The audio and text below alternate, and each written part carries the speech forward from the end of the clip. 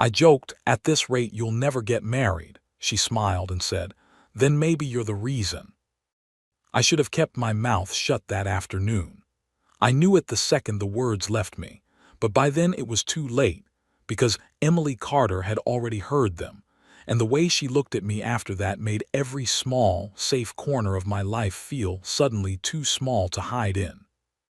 We were standing in the middle of my half-painted living room in Burlington, Vermont, with old sheets spread across the floor, two paint cans open near the fireplace, and a ladder leaning against the wall like it had given up on me before I had even started. Emily had one hand on her hip and the other wrapped around a paint roller. There was a small streak of pale blue paint on her cheek, just under her eye, and somehow that made it harder to look away. I was supposed to be helping her paint the trim around the windows. Really, she was helping me, which had become the quiet problem between us. Every Saturday she showed up at my old house with coffee, a joke, and some reason that sounded practical. She said she had extra time. She said she liked painting.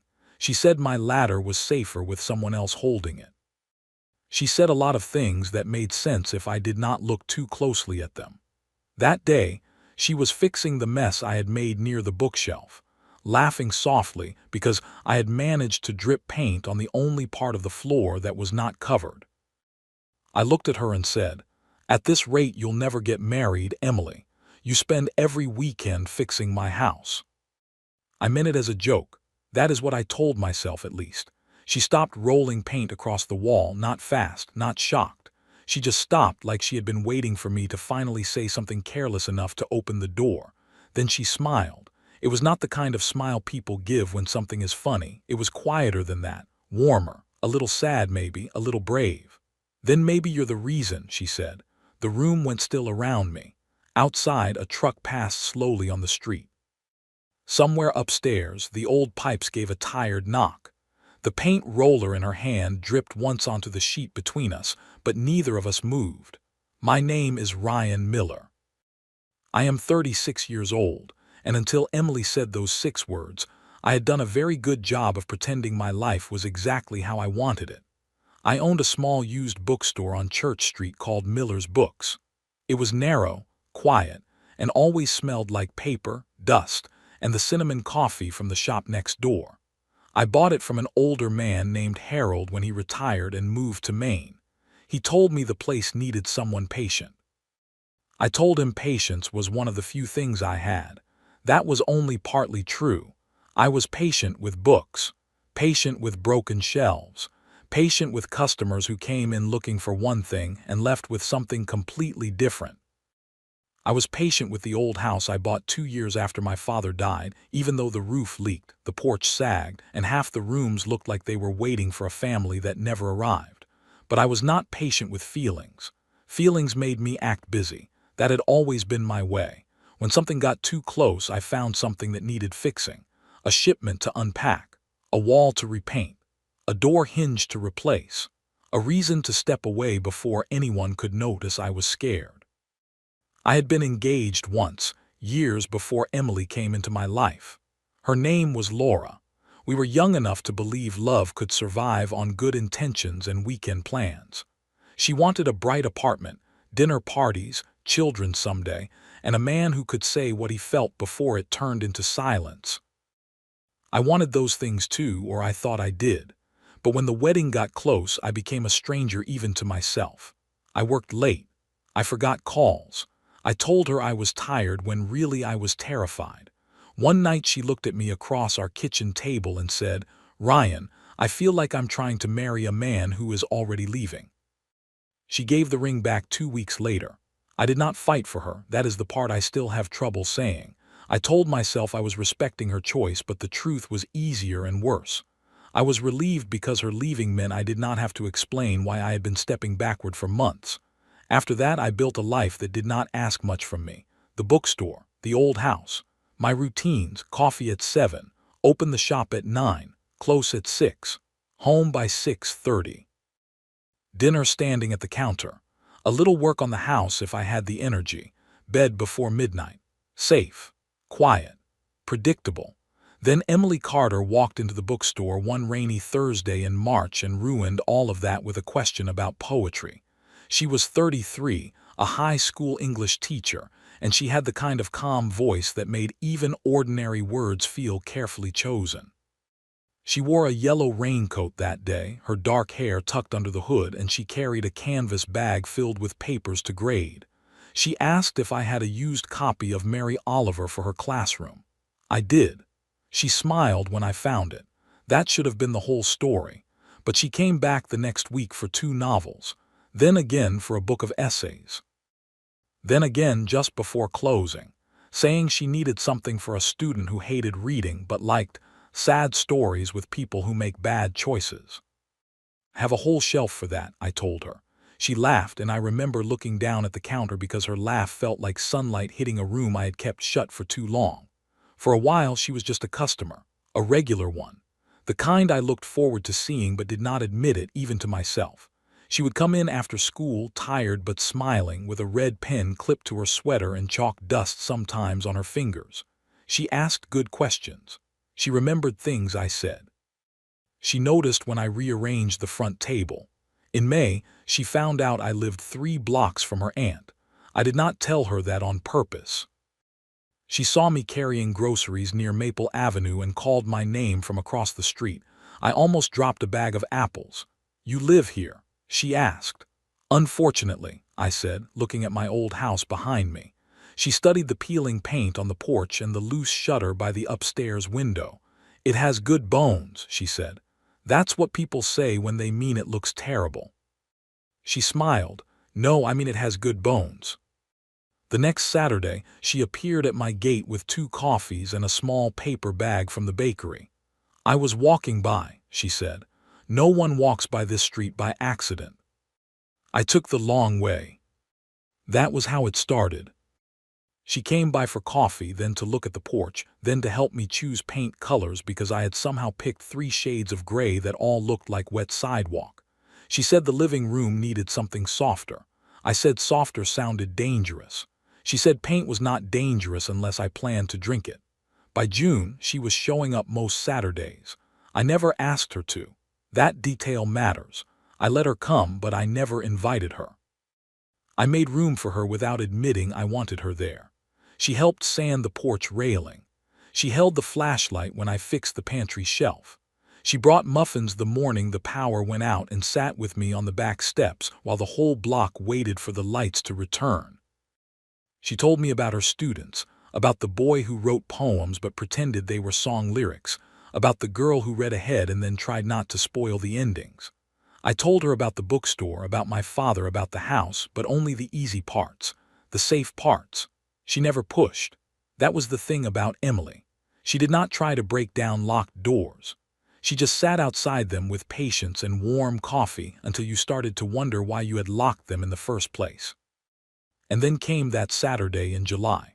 The living room windows were open, and summer air moved through the house carrying the smell of cut grass and fresh paint.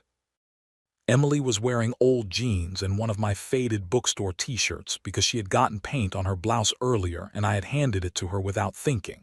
Seeing her in it did something strange to my chest, something I did not have a name for yet. She stood near the wall, painting carefully around the window frame, humming under her breath. I was supposed to be taping the baseboard, but I had been watching her more than working. That was when I made the joke. "At this rate, you'll never get married, Emily. You spend every weekend fixing my house." She turned to me with that soft smile. "Then maybe you're the reason." I froze. For 1 second, maybe 2, I thought I could still laugh it off. I could say something light. I could change the subject. I could point at the paint on her cheek and pretend my heart had not just dropped straight through the floor, but she kept looking at me, not demanding, not embarrassed, just honest. And that was worse because I had built my whole life around avoiding honest moments. "Emily," I said, but her name came out too quiet. She looked down at the roller, then back at me. "You don't have to say anything." That should have made it easier. It did not. Because the truth was, I had something to say. I had probably had it for weeks. Maybe since the first time she laughed in the bookstore. Maybe since she stood outside my house and said it had good bones.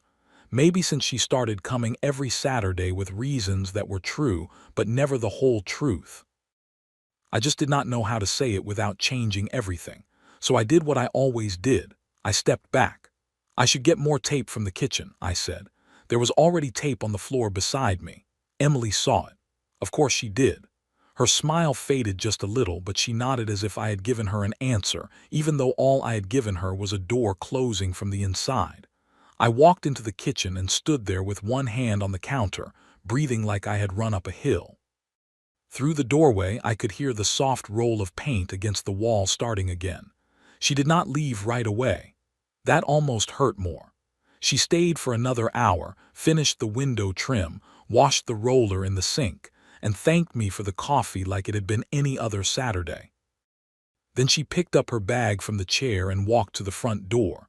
I followed her because not following her felt wrong, but saying anything felt impossible. At the door, she turned back. The late afternoon light was behind her, soft around her hair, and for a second she looked like someone already halfway gone. "Ryan," she said. "Yeah."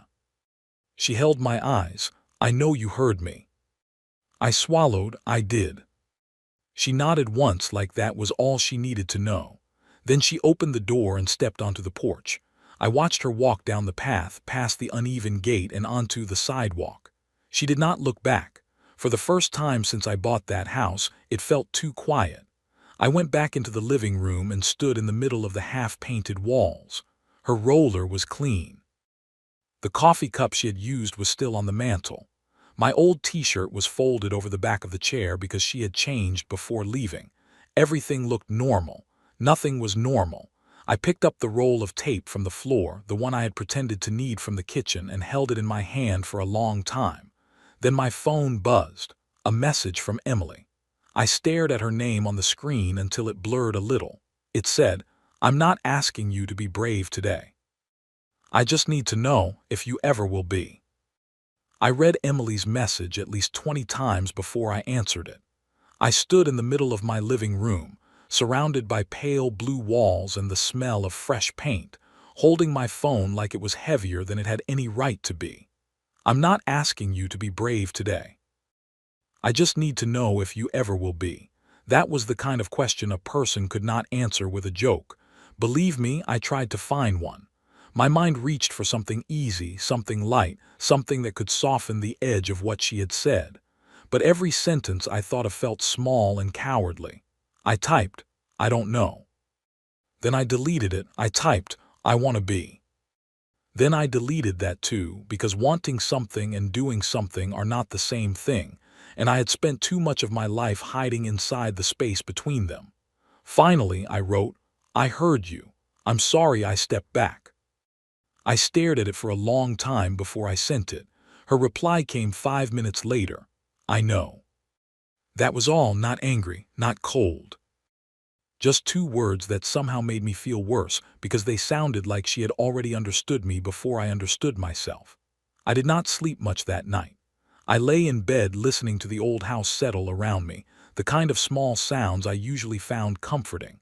A board creaked in the hallway. The refrigerator hummed downstairs. A car passed outside and sent a brief wash of light across the ceiling. Every sound felt like a question. By morning, I had decided 3 different things and taken back all of them. I would go to her house and explain everything. No, I would give her space. No, I would write a letter because spoken words had never been kind to me when they mattered. No, a letter would look like another way to avoid standing in front of her. So I went to the bookstore early. That was what I did when I did not know what to do. I went where the shelves were straight and the lights were warm and the work had clear answers. A book either belonged in fiction or it did not. A shipment either had to be unpacked or it did not. The register either balanced or it did not. People were harder. Feelings were worse. I opened the shop at 8:30, half an hour before usual. I turned on the front lights, swept the floor, arranged the display table, and moved 3 novels from one shelf to another for no reason except that my hands needed something to do. Around 10, my sister Megan called. Megan lived in Boston with her husband and 2 sons. She was younger than me by 4 years and had always been better at saying things directly. Our mother used to say Megan was born with her heart in her hands and I was born with mine locked in a drawer. I almost did not answer. Then I did. "You sound terrible," she said after I said hello. "Good morning to you too." "What happened?" "Nothing. Ryan." That was all she had to say. Just my name in that older sister tone even though she was younger. I sat behind the counter and looked out the front window at people walking past with iced coffees and shopping bags. "There's someone," I said. Megan went quiet for half a second. "Okay." "She's a teacher. She comes into the store. She's been helping me with the house." "Helping you with the house how?" "Painting, porch repairs, small things." "How long?" "A couple of months." Megan made a sound that was not quite a laugh. "A woman has been spending her Saturdays painting your house for 2 months, and you are just now telling me there's someone." "It wasn't like that." "Wasn't it?" I rubbed my forehead. "She said something yesterday." "What did she say?" I told her, the joke I made, Emily's answer, the message after she left. Megan did not interrupt, which made me nervous because Megan only stayed quiet when she was preparing to say something I would not enjoy. Finally, she said, "Do you like her?" "Yes." The answer came out before I could dress it up. I sat there, surprised by how simple it sounded once I stopped fighting it. Megan's voice softened. "Then what are you doing?" "I don't know." "You do know. You're doing the thing you do." "The thing I do." "You get close enough to feel wanted. Then you panic because being wanted means someone might expect you to stay." I closed my eyes. "I stayed after Dad got sick," I said quietly. "I know," she said. "You stayed for all of us. You handled the hospital bills, the house sale, Mom's appointments, everything. But that was crisis staying, Ryan. That was responsibility. You know how to stay when people need you. You don't know how to stay when someone simply wants you." I did not answer. There are some truths that do not need to be loud to knock the air out of a room. Megan sighed. "Laura hurt you, but you also hurt her by leaving before you left. You know that, right?" "I know. And maybe this Emily is not Laura. Maybe she is not asking you to become someone else overnight. Maybe she is asking you to stop hiding behind paint cans and broken shelves." I looked toward the front table, where a stack of poetry books sat in the morning light. The Mary Oliver section was still one book shorter because of Emily. "She asked if I'll ever be brave," I said. "Then don't answer with words first," Megan said. "Answer with something that costs you a little." After we hung up, I sat behind the counter for a long time thinking about that. Something that costs you a little. For most people, maybe bravery looked big. A speech, a kiss in the rain, a run to the airport. I sold enough novels to know how people like to imagine courage. For me, courage looked smaller and more embarrassing. It looked like walking 3 blocks to Emily's house without a tool in my hand and without an excuse in my pocket. But I did not do it that day. I wish I could say I did. I wish I could say I locked the shop, marched to her door, and told her the truth while the sun was still high. But I did not. I worked. I answered customers. I sold books. I pretended my chest did not tighten every time the bell above the door rang. Emily did not come in, not that day, not Monday either. On Tuesday, she came in at 4:15, wearing a soft green sweater and carrying her canvas school bag. I knew the time because I looked at the clock as soon as the bell rang, like my body had been waiting for her before my mind could admit it. She smiled politely, politely. That was new and I hated it. "Hi," she said. "Hi." She moved toward the poetry shelf, not the counter. Usually she came to the counter first. Usually she asked how the house was coming along, or told me something one of her students had said, or placed her bag on the chair near the register like she planned to stay a while. That day she kept the bag on her shoulder. I watched her scan the shelves. I should have said something then, I knew it. The moment was there, open and waiting. Instead, I asked, looking for anything specific. She glanced over. "Something for class." "Right." She picked up a book, read the back, put it down, picked up another. The space between us felt crowded with everything we were not saying. Finally, I stepped out from behind the counter. Emily. She turned. I had no speech ready, no perfect sentence, no safe opening. My mouth felt dry and my hands were doing that stupid thing where they wanted to fix something just to avoid being still. I was scared, I said. Her face changed just a little. I kept going before I could stop myself. When you said what you said on Saturday, I heard you. I heard you more clearly than I wanted to. And I stepped back because that's what I do when something matters. I make a joke, then I disappear behind some small task like tape or paint or work. She stayed quiet. A customer near the front flipped through a cookbook, completely unaware that my whole life was trying to turn itself inside out near the poetry shelf. I'm not good at this, I said. I know that's not an excuse. No, she said softly, it is. I nodded, I know. She looked down at the book in her hand. I didn't say it to trap you, Ryan. I know. I said it because I was tired of pretending. I only came over because your house needed help. There it was, the sentence I had been both hoping for and fearing. My heart beat once hard. And I was tired of pretending I didn't know, I said. She looked at me then. I took one more step closer, leaving enough space that she could choose what to do with it. I don't know how to be brave all at once, I said, but I want to learn, and I want to learn with you if you still want to be there while I figure it out. For a moment she did not answer, then she gave me a small, sad smile. Ryan, I can be patient. I think I've proved that. You have. But I can't be the only brave one. I nodded because she was right. I know. She held the book against her chest, then asked me something. I blinked. What? Ask me something without hiding it inside a joke. The store seemed to go completely quiet, even though it had not.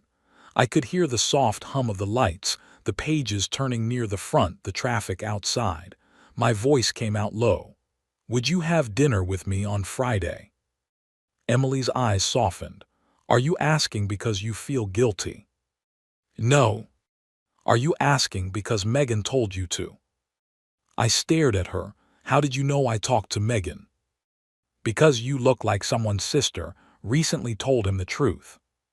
Despite everything, I laughed. So did she. The laugh broke something open between us. Not all the way, not enough to fix everything, but enough to let air back into the room. No, I said. I'm asking because I want to sit across from you without pretending you're there to choose paint colors.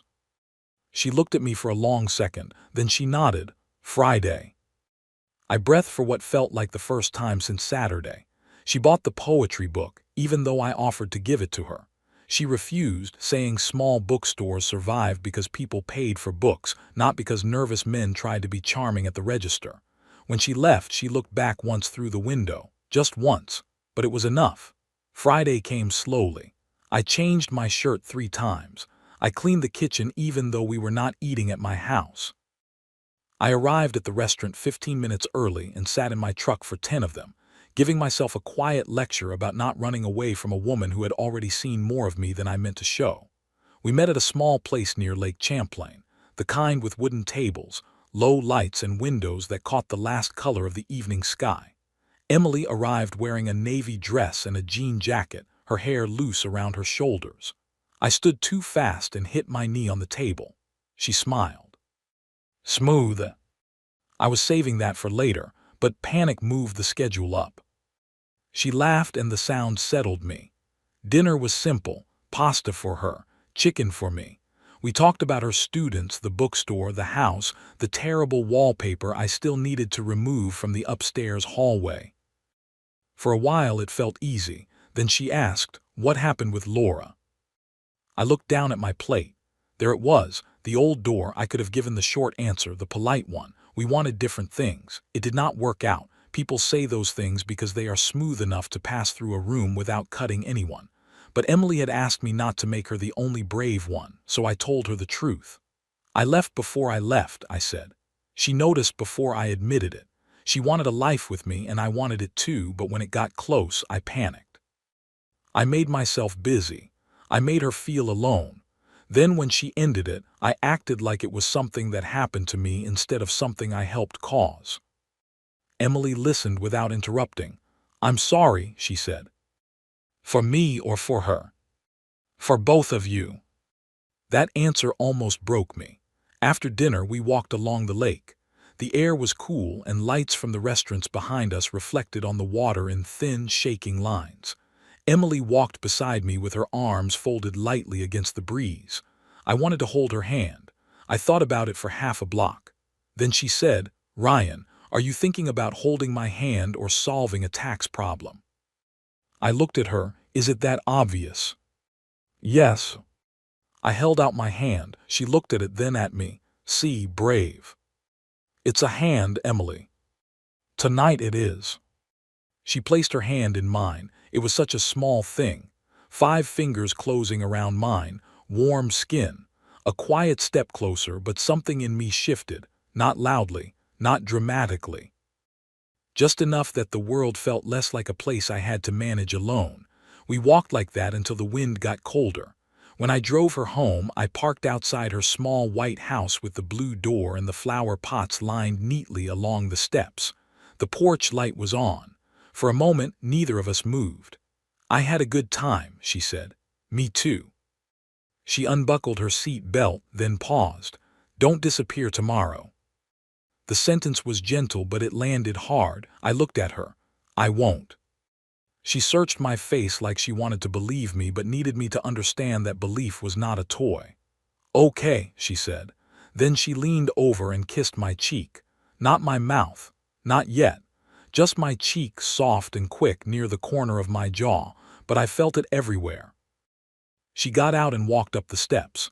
At the door, she turned and waved once before going inside.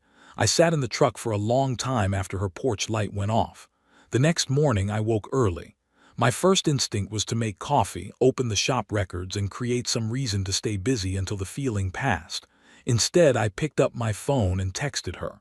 "Coffee on my porch. No repairs, no paint, just coffee." 3 dots appeared, then disappeared, then appeared again. Her reply came through. "Now that sounds dangerous."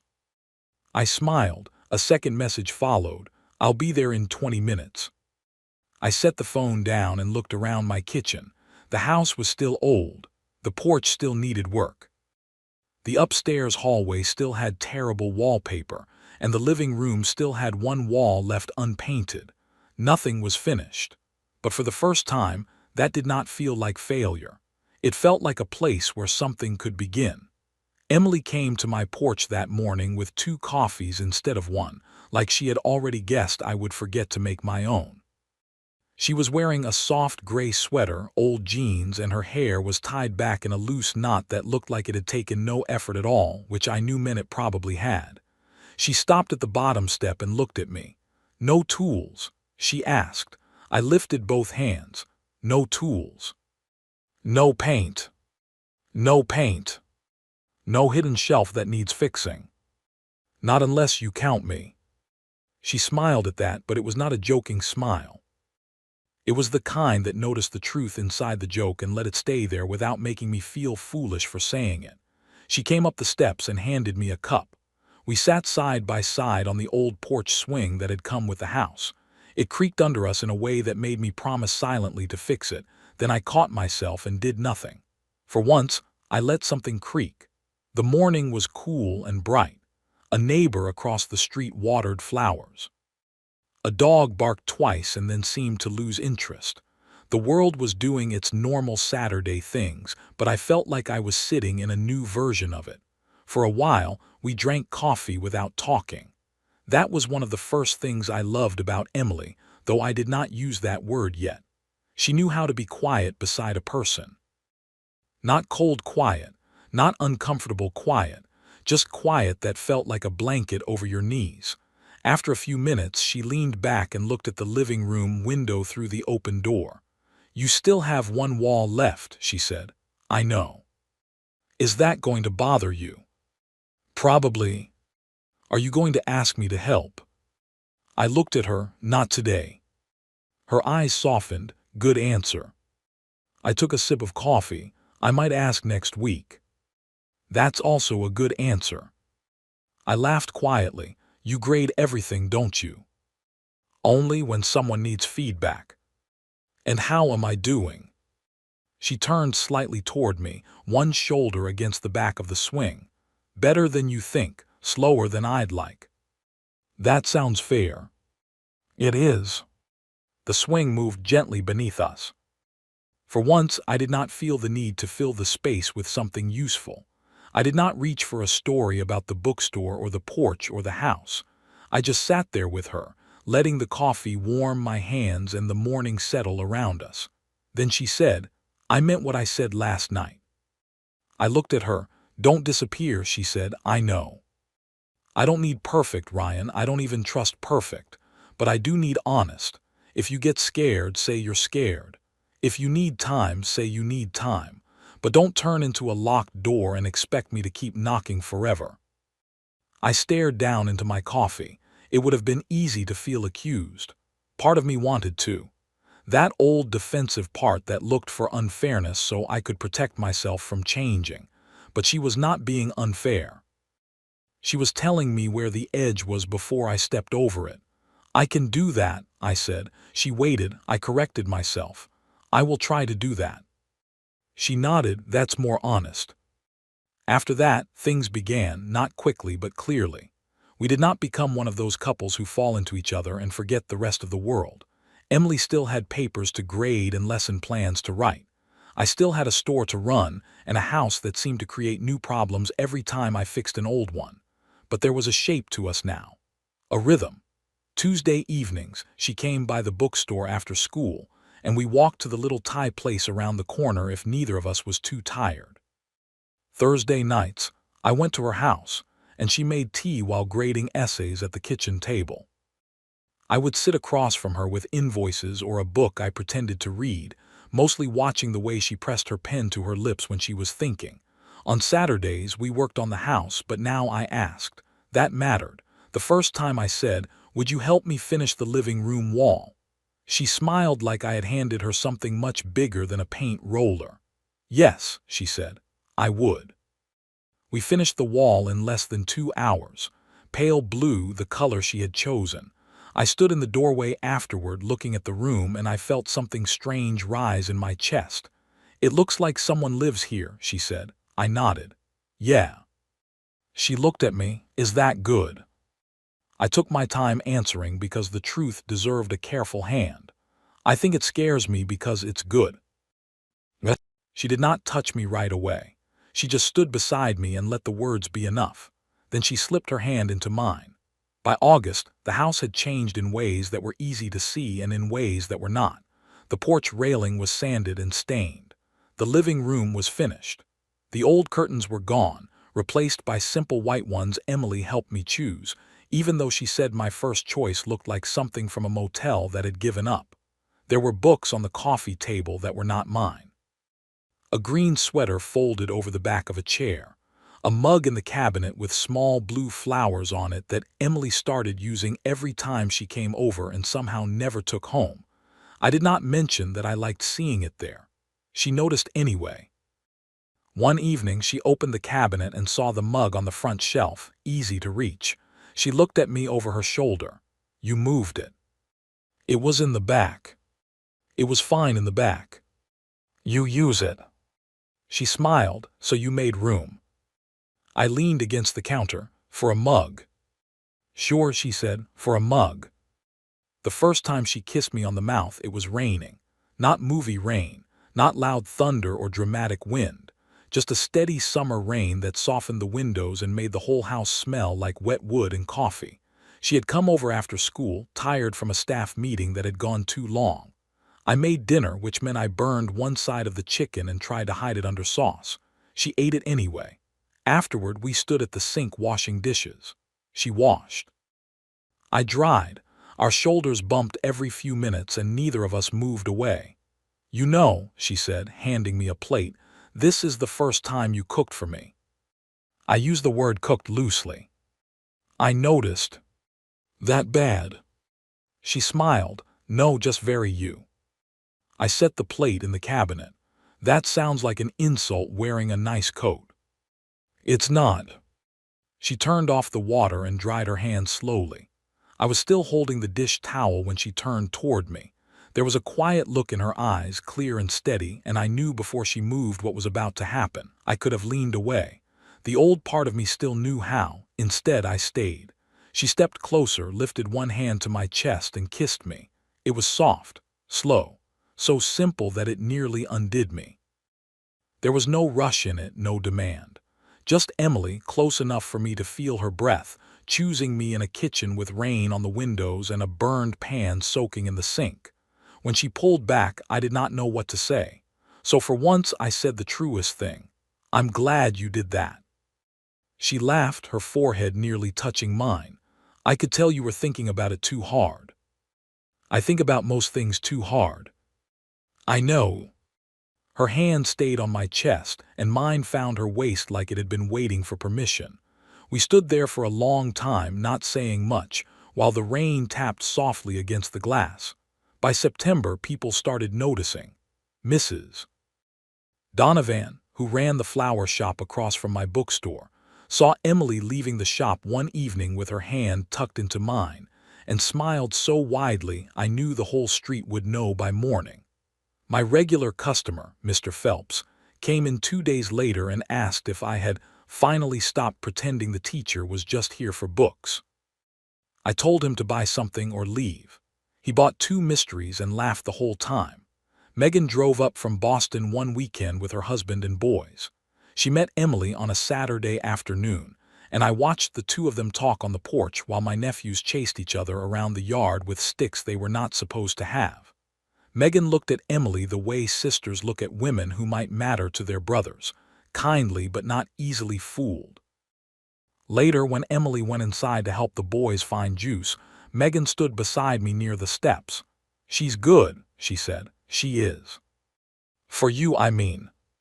I looked through the screen door. Emily was kneeling in the kitchen, listening seriously while my younger nephew explained something about dinosaurs. She nodded like his story was important because to him it was. "She's good without me too," I said. Megan looked at me then and her face softened. "That might be the healthiest thing you've ever said." I smiled, but something in my chest tightened, because happiness had started to feel real, and real things still scared me. The trouble came in October, though it did not look like trouble at first. It looked like an envelope. Emily got it on a Friday afternoon. I was at the bookstore when she came in after school holding a white envelope against her chest. Her face was careful in a way I knew too well because I had worn that same face many times. "What is it?" I asked. She set the envelope on the counter. "An offer," she said. "From a private school in Portland, Maine, not Oregon." I looked at the envelope. "That's good, right?" "It is, very good, better pay, smaller classes, more freedom with the curriculum." I nodded slowly. "Portland is a few hours away." 3.5. "That's more than a few." She gave a small smile, but it did not stay. "When would it start?" "January." The store felt suddenly too warm. I looked down at the envelope again, and I hated how fast the old fear moved inside me. It was like a door slamming in a house I thought I had renovated. My mind went straight to distance, endings, slow replies, weekends that turned into plans that turned into fewer plans. I saw the whole loss before anything had even happened. Emily watched me carefully. "Ryan," she said. "I'm happy for you," I said too fast. Her face changed. The old me had spoken. Not because the words were false, but because they were incomplete, and incomplete truth can feel like a lie when someone knows you well enough. "I am," I said, trying again. "I mean it. You deserve that." But I looked at the window, at the street outside, at anything that was not her face. "But I'm scared," I said. The words came out rough, but they came out. Emily's shoulders lowered a little, like she had been holding her breath. "Thank you for saying that." I let out a breath. "I hate that I'm scared. It feels selfish." "It's not selfish to feel it. It would be selfish to hide it and punish me for guessing." That landed. I nodded. She touched the envelope with one finger. "I haven't said yes." I looked at her. I also haven't said no, she added, and I don't want to make the choice around your fear. I want to make it with the truth in the room. I swallowed. What truth? That I love teaching, that this job could be good for me, that I love Burlington too, that I love my students here, that I care about you, and that I don't know yet what all of that means. Care about you, she did not say love, not then. And somehow that made it more honest. I nodded again because speaking felt dangerous. She reached across the counter and took my hand. Don't disappear, she said. I looked at our hands. I won't. But that night after she went home, I sat alone in my living room and the house felt too quiet in the old way. The blue walls looked dim in the lamplight. Her mug was in the cabinet. Her sweater was still folded over the chair. The whole place had evidence of her, and suddenly every small sign of her felt like something I could lose. I wanted to text her. I wanted to tell her not to go. I wanted to tell her to take the job because I loved her and did not want to hold her back. I wanted 5 different things and every one of them hurt, so I did the worst possible thing. I said nothing. Saturday morning came cold and gray. Emily usually arrived around 9 if we had plans, but we had not made plans. I still looked out the window at 8:55. Then 9:10. Then 9:40. She did not come. At 10:15 my phone buzzed. Her message said, "I'm going to take the weekend to think. I think you should too." I read it standing in the kitchen, one hand on the counter, feeling like the house had shifted under me. I had promised not to disappear, but maybe silence had its own way of leaving. The bookstore was closed on Sunday, so the next morning I drove to my father's old storage unit outside town. I had not been there in months. Most of what remained inside was useless but hard to throw away. Boxes of tools, fishing gear, a cracked mirror, a wooden rocking chair he always meant to fix. The chair sat near the back under an old blanket. I pulled it into the light and ran my hand over the broken armrest. My father had been a quiet man. Good, but quiet. He loved us in finished repairs and paid bills and oil changes. When he got sick, I became quiet too, as if silence was something fathers passed down without meaning to. I stood there looking at the chair and thought about Emily telling me she needed truth in the room. Then I saw a small box beside the chair. Inside was a stack of postcards my mother had sent my father before they married, back when she lived in New Hampshire for a summer job and he stayed in Vermont. I had seen them once years ago but had forgotten they existed. I sat on an upside-down crate and read them. They were simple. Weather, work, missing you. Wish you were here. Save me a seat on the porch. And on the last one, in my mother's neat handwriting, she had written, I do not need you to pull me back. I need to know you will still be there when I come home. I read that line 3 times. Then I sat in that storage unit surrounded by dust and old tools and cried harder than I had cried in years. Not because of my mother, not only because of my father, but because I finally understood that loving someone did not mean holding them still. It meant becoming the kind of place they could return to without fear. That evening I went home and fixed the porch swing. It took an hour. New bolts, sanded hinge, tightened chain. A small repair, nothing grand. But when it was done, I sat on it and felt it hold my weight without creaking. Then I took out my phone and called Emily. She answered on the 4th ring. Hi, she said. Her voice was careful. I don't want to talk you out of Portland, I said. There was silence. I gripped the phone tighter. And I don't want to pretend I'm not afraid of it. I am. I'm afraid you'll go and realize your life is bigger there. I'm afraid I'll become someone you used to know in Burlington. I'm afraid of losing this before I've even learned how to hold it right. My voice shook, but I kept going. But I don't want my fear to be the loudest thing in the room. You should choose what is good for you. And if you choose Portland, I want to be brave enough to stay. Not in the easy way, in the real way. Emily did not speak for a long moment. Then she said softly, What does stay mean? I looked at the porch railing, the street, the evening sky. It means I visit. It means you visit. It means I don't turn distance into proof that I should leave first. It means I tell you when I miss you instead of acting busy. It means I keep making room. Her breath moved quietly through the phone. And if I don't choose Portland, she asked, then I keep making room anyway. Another silence, then she said, "Ryan. Yeah, I need to tell you something." My heart started beating hard. "I got another call today," she said. "The principal at my school, the department chair is leaving after winter break. They want me to apply." I sat still. "It would mean staying," she said. "More responsibility, better pay, not as much as Portland but close, and I think I want it." I think I wanted to know if staying was a choice I was making for myself, or if I was making it because I was afraid you couldn't handle anything else. I closed my eyes, and now, I asked, now I think maybe staying could be brave too. I let out a breath I had been holding for 2 days. "Can I come over?" I asked. She was quiet for just a second, then she said yes. I was at her house in 10 minutes. She opened the door before I knocked, wearing a cream sweater and tired eyes. For a second we just looked at each other, then she stepped outside onto the porch. "I missed you," I said. Her eyes filled a little, but she smiled. "That was a good start." "I'm sorry I went quiet." "I know. I'm trying." "I know that too." The porch light made her face look soft and warm. I wanted to promise her everything right there, every future version of myself, every brave thing I had not yet learned how to do, but I knew better now. Big promises were easy when emotion was high. It was the small ones that mattered in the morning, so I held out my hand. "Walk with me." She looked at my hand, then placed hers in it. We walked through the quiet streets of Burlington with leaves blowing along the sidewalks and porch lights glowing on old houses. We did not solve everything. We did not need to. She told me about the department chair position. I told her about the postcards.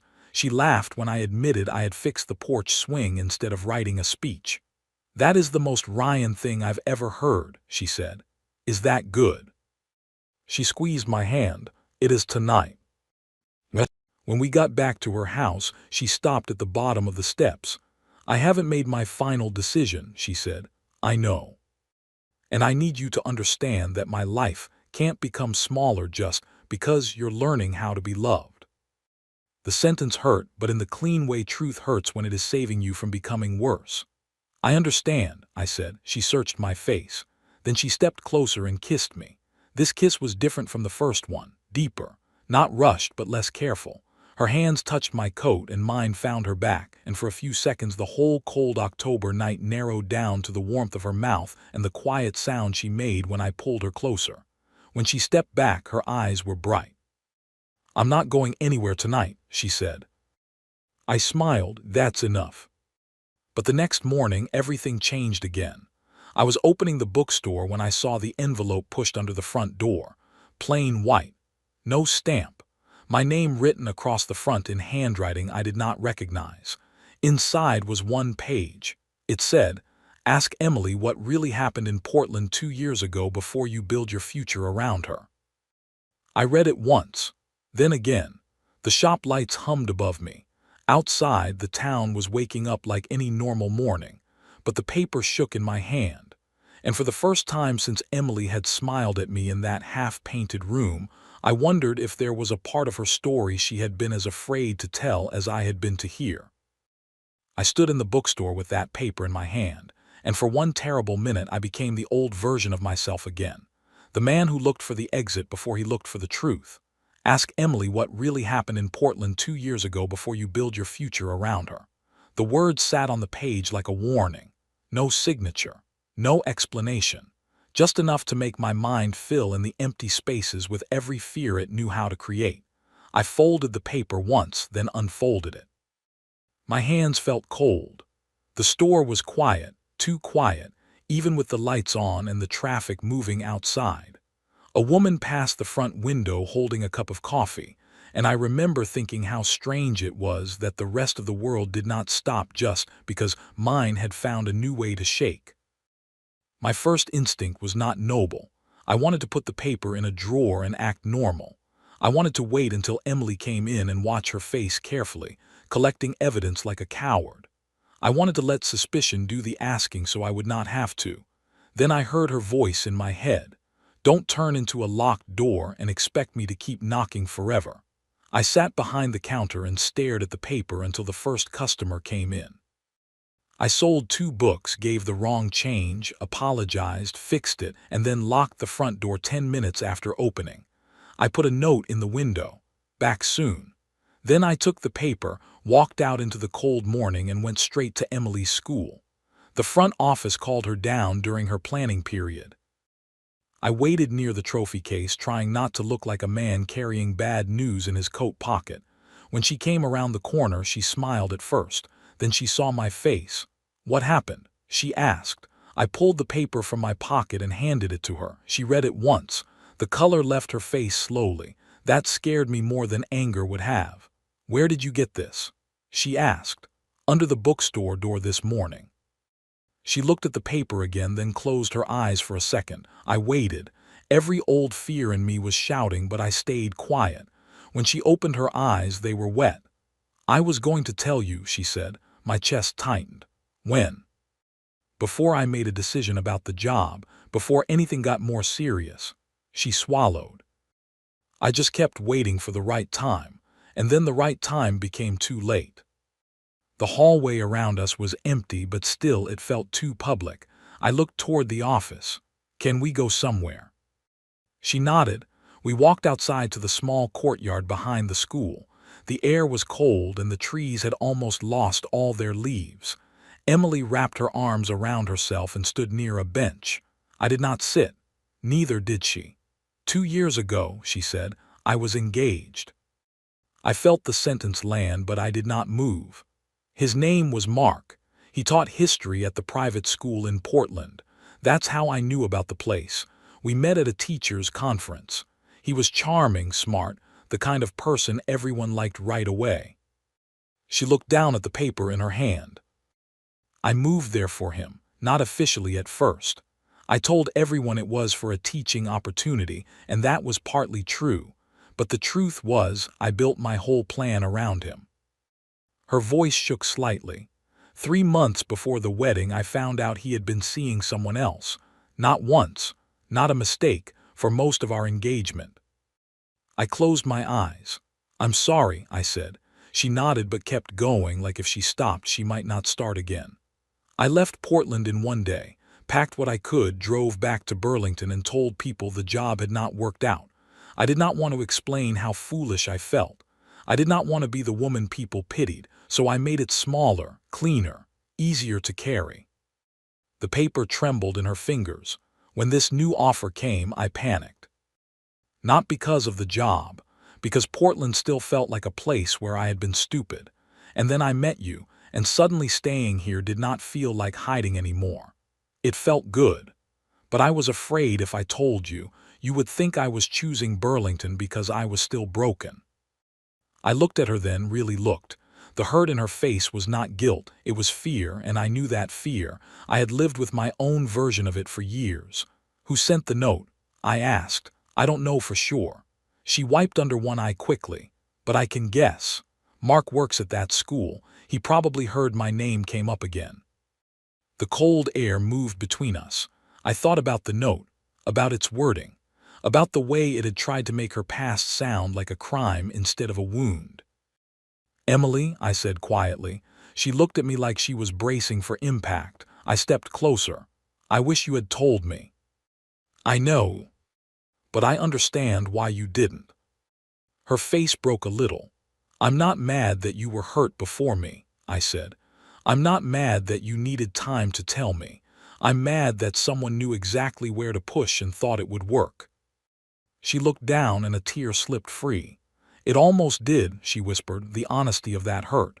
"Yes," I said, "it almost did." She looked at me. "But it didn't," I said. "I brought it to you." For a moment, neither of us spoke. Then Emily stepped forward and pressed her face against my coat. I wrapped my arms around her, and she held on like she had been standing alone for longer than I knew. "I'm scared too," she said against my chest. "I know. I don't want either of us to keep paying for what other people did." That sentence stayed with me. I held her tighter. "We won't," I said. "Not if we keep telling the truth before fear gets creative." She laughed once, soft and shaky. That sounds like something a bookstore owner would say. It sounded better in my head. No, she said, looking up at me. It's good. She did not take the Portland job. Not because of me. I need that part to be clear. She took 3 more weeks to decide. She visited the school. She spoke to the principal. She asked hard questions. She even called someone she trusted who had worked there and got the truth about the place without Mark's shadow over it. Then she applied for the department chair position in Burlington. She got it in December. The night she found out, she came into the bookstore just before closing, cheeks red from the cold, eyes bright in a way I had started to recognize as happiness she was trying to keep calm. "I got it," she said. I came around the counter and she walked straight into my arms.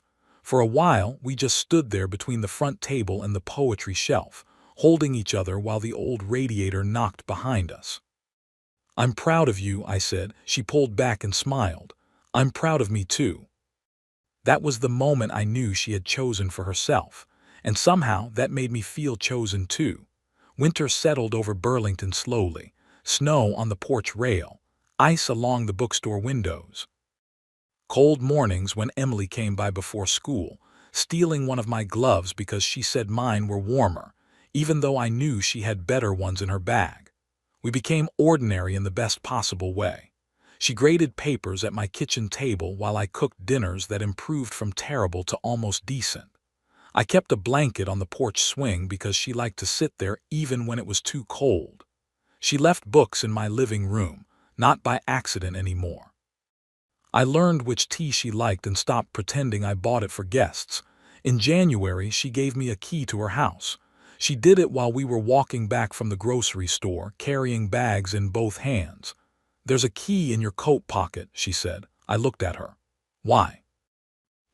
"So you stop waiting on the porch when I'm 5 minutes late." That happened once. It happened 3 times. I didn't want to walk in like I owned the place.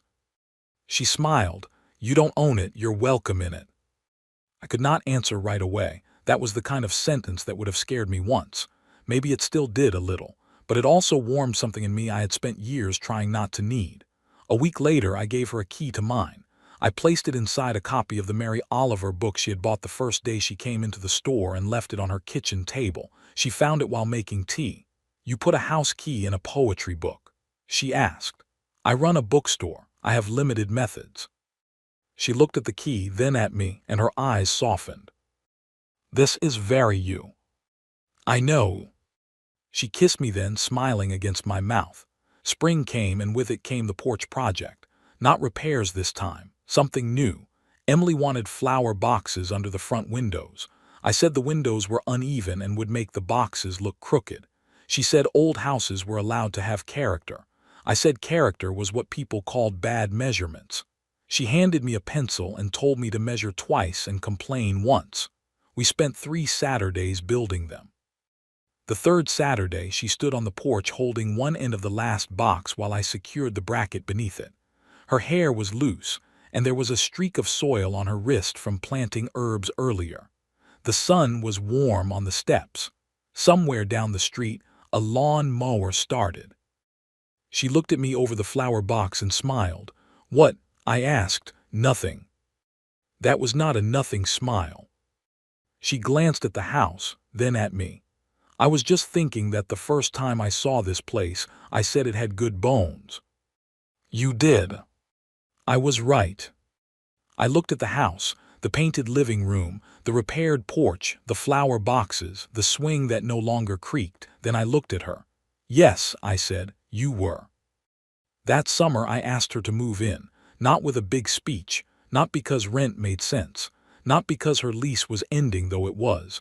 I asked her on the porch swing at dusk, while fireflies moved over the yard and her blue flower mug sat on the rail between us. "I like your mug in my cabinet," I said. She looked at me. "That's your opening."